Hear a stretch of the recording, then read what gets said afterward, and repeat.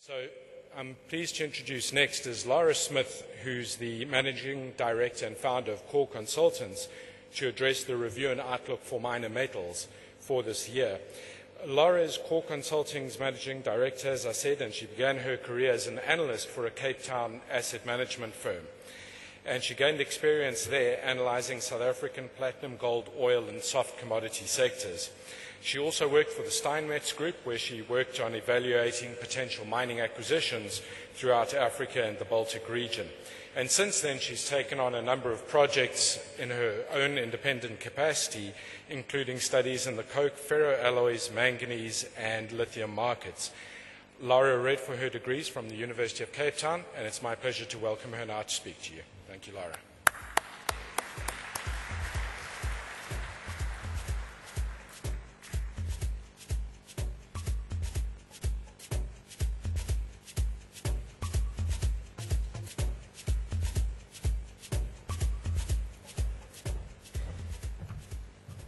Thank you very much for that kind introduction.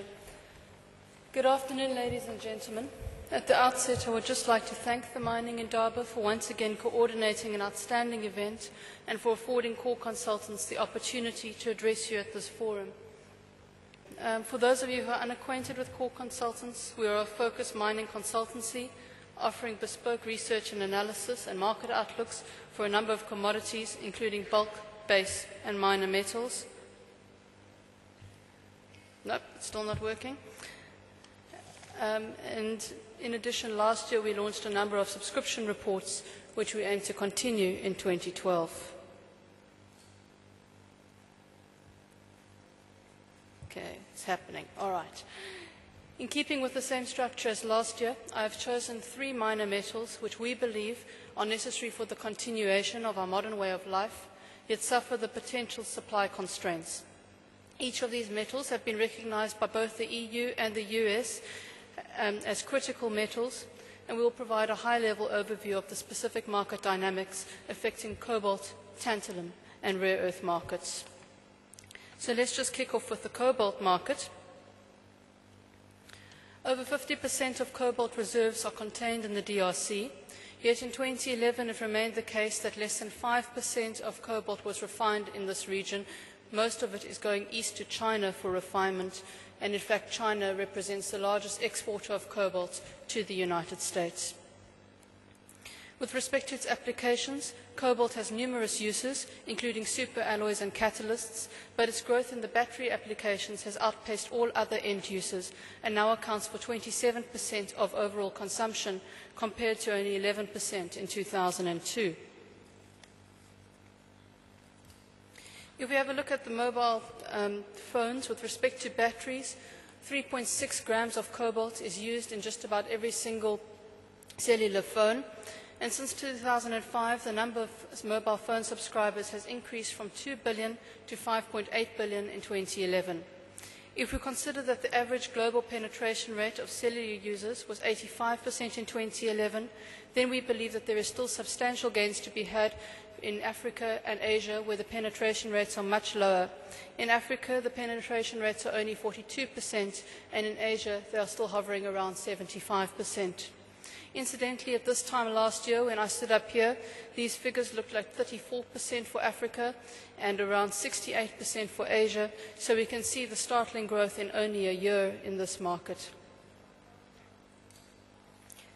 Similarly, for laptops and tablets, I see a lot of you with your iPads. Growth since 2009 has increased 35%, and production is expected to double over the next 5 years, requiring an estimated 11,000 tons of cobalt. The most exciting development in the battery market, however, remains that of electric vehicles. A good approximation to use, we believe, is 4 kilograms for a hybrid electric vehicle and 6 kilograms for an electric vehicle battery. Based on announced plans by leading automotive manufacturers, we believe that we should see about 12 to 13 million hybrid and electric vehicles on our roads by 2020. This will necessitate as much as 20 to 30,000 tons of cobalt. Additionally, China is expected to produce an estimated 80 million electric bicycles by 2015, and if lithium battery technology is adopted for these, this would place further upward pressure on cobalt.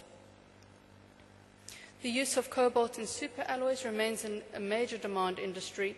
With respect to future requirements, in December last year, Boeing revealed their largest commercial deal in history, $19 billion, when Southwest Airlines placed an order for 208 single-aisle aircrafts.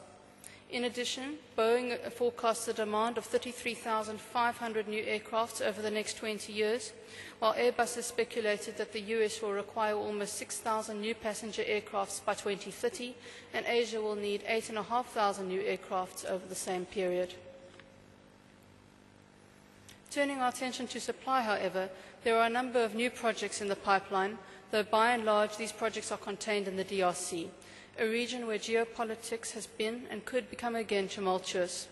Moreover, transport logistics in Africa as a whole is in need of a continental overhaul and is extremely problematic, and this could bring supply disruption. In the middle of last year, I presented our analysis of the DRC's logistical challenges at the Cobalt Institute's annual convention, and I'm just going to show this slide, which shows that given the announced copper, cobalt and zinc projects, all of which compete for the same logistical infrastructure, we expect a future mine rate of 550,000 tonnes by 2016. Then, assuming that all projects come to fruition and no upgrade to the current infrastructure, this would result in over 500 trucks queuing at the border en route from Kolwezi by 2016 and over 700 trucks thereafter. In addition to the transport constraints, we mentioned last year at this forum that companies will place increased emphasis on diversifying their production away from the DRC. To some extent, this has been realized. Japan and the EU have passed strategy aimed at securing strategic metals through partnerships, trade agreements and acquisitions. The US, through its Restart program, has facilitated diversification through creating a national stockpile and financing domestic production projects. There is the looming threat that as China accounts for the lion's share of cobalt refinement and indeed leads the supply of cobalt imports to the United States, that China could potentially restrict exports of cobalt, as they have done with numerous other commodities, including rare earths, which we will touch on later, and tungsten. This could lead to greater price volatility and increased risk of supply disruption. Overall, we are bullish on the sector as we foresee continued strong demand for cobalt, driven by increased penetration rates of cellular phones in developing countries, as well as other portable devices, lithium batteries in electric vehicles, and robust demand from the superalloy industry. Meanwhile, the sector has the potential to be plagued by supply disruptions, first from poor logistics and infrastructure, and then the looming threat that China could apply an export quota. If we now look at the tantalum market, the tantalum market differs from the cobalt market somewhat in that tantalum markets and tantalum is more widely dispersed across the globe. Only 10% of proven reserves are actually found in Africa, and only 2% is located in Central Africa. That being said, it has been estimated that since 2009, over 50% of the world tantalum supply originated from Africa, and a significant proportion of that is said to come from artisanal mining in the DRC. So it's probably more sensible to talk about the most likely resource base, recognizing that artisanal miners and illegal miners typically do not prove up their reserve base. And if we consider the most likely resource base, then Africa would account more for about 16% of global resources, and Central Africa 9%. With respect to end users, as with a number of minor metals, new technologies leading to the miniaturization of electric devices, which have become smaller, lighter, and with more processing power, have resulted in increased usage of tantalum. In particular, tantalum-based capacitors are on the rise as they are used in automotive electronics, mobile phones, personal computers, and wireless devices. Capacitors now account for 60% of tantalum consumption, compared to only 51% in 2004. Yet while tantalum consumption has increased by around £3.5 million since 2004, growth in tantalum demand has been relatively lackluster over the past 15 years or so when we compare it to metals of the electronic sectors.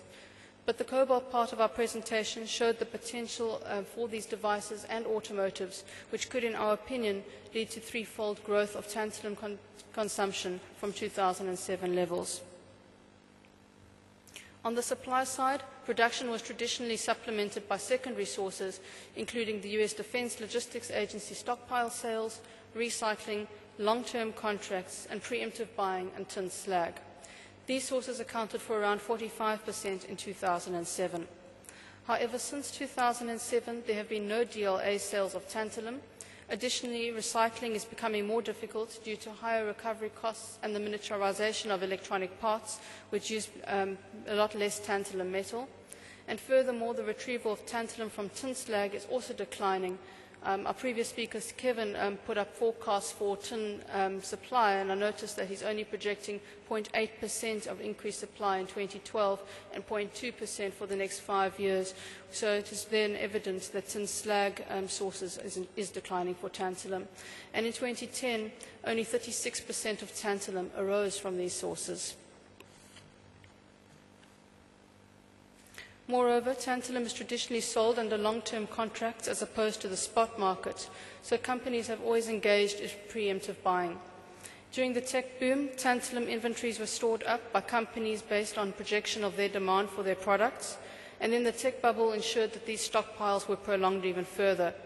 Similarly, in 2008, the economic recession and ensuing slowdown in consumer demand ensured that tantalum consumers were long on supply. We conjecture that the reason the price is not yet reflective of a deficit market is due to these stockpiles, which we estimate will be depleted over the next 12 months or so as consumer demand improves. In terms of primary sources, in December 2008, Talison Minerals, which is now called Global Advanced Minerals, placed their 2 Australian mines on care and maintenance, Greenbushes and Wadgina. Together, these mines accounted for 2.4 million pounds of tantalum pentoxide, or 38% of global tantalum supply. In January last year, operations at Wadgina mine recommenced, but the company indicated that they would only produce around 700,000 pounds. In reality, we understand that they are producing more, closer to 500,000 pounds. In addition to the global financial crisis, the other reason cited for halting productions in Australia was due to the influx of low-price coltan mining coming from the DRC's illegal and artisanal miners. The Dodd-Frank Wall Street Reform and Consumer Act, introduced in July 2010, legislates that companies which consume minerals from conflict zones, in particular tantalum, tin, tungsten and gold from the DRC, have to now show provenance of these minerals and demonstrate that they were not conflict or blood minerals. This could facilitate the issue of lower price imports of coltan. However, to date, the implementation of this act has been delayed a number of times, most recently December 2011. Under the Act, companies are expected to be granted a grace period of 12 months to either demonstrate provenance or find alternative supply sources. This means that full implementation of this legislation will most likely not come into effect before the end of 2013, and subsequently cheaper coltan from the DRC and Rwanda may continue to fill the supply gap and stabilize prices. A consideration of the current and future tantalum projects enables us to draw conclusions on the outlook for supply, demand, and future price direction of the strategic metal. Should you wish to obtain a copy of those projects which we have included in our presentation, then you are welcome to email us and we'll provide them. The 2008-2009 recession caused a reduction in demand for electronics, which had a knock-on effect on tantalum. However, if we assume a conservative steady growth rate of 4% in the coming years, then the market will be perfectly balanced. Growth above 4% will result in a supply shortage as early as 2014. Consequently, we believe that prices should ultimately move to reflect this deficit. Finally, we consider the rare earth market. Rare earths have become a political and legislative issue since China decided to reduce their export quota by 40% in 2010.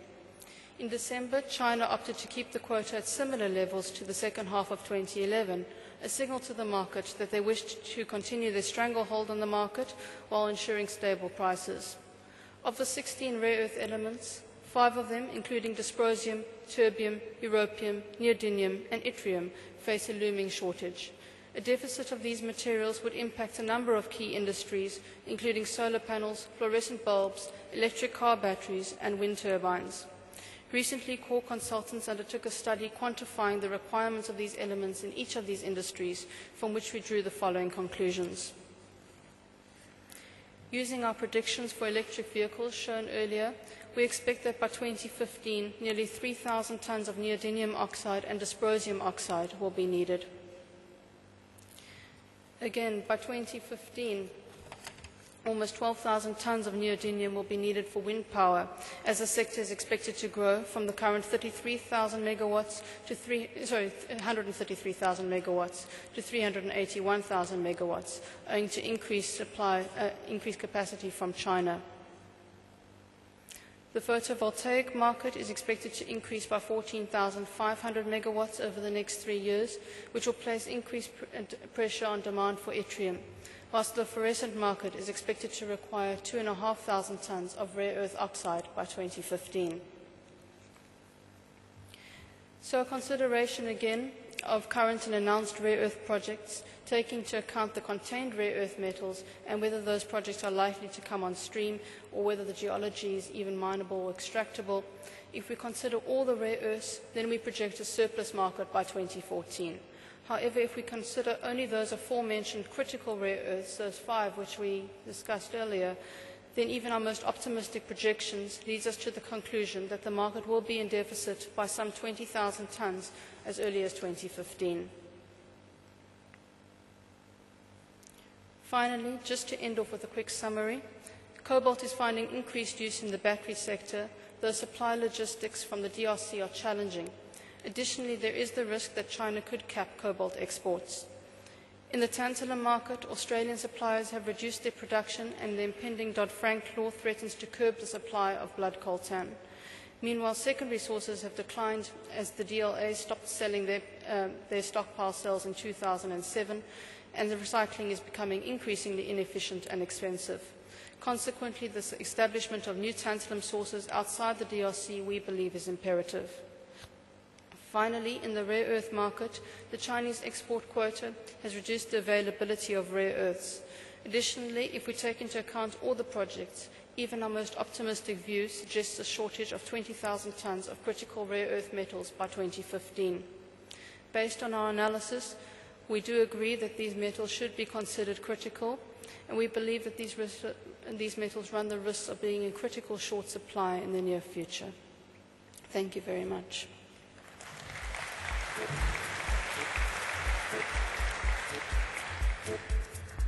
Thank you. Laurie, we do have some time for questions. If anyone would like to ask a question from the floor, please do so. Laurie, perhaps you could just, your projections for wind power growth and electric vehicles, how optimistic is that? Is that a baseline scenario? I do believe it's a baseline scenario. If you look at, and that's just China, if you actually look at what Germany's putting out as a plan, they're looking at an increased growth in some 20%. China's tripling growth by 2015, and they're actively looking. So yes, that is a base projection. Okay, thank you. Any questions from the floor? All right, you've got off lightly as well. Thank you very much. Thank you very much.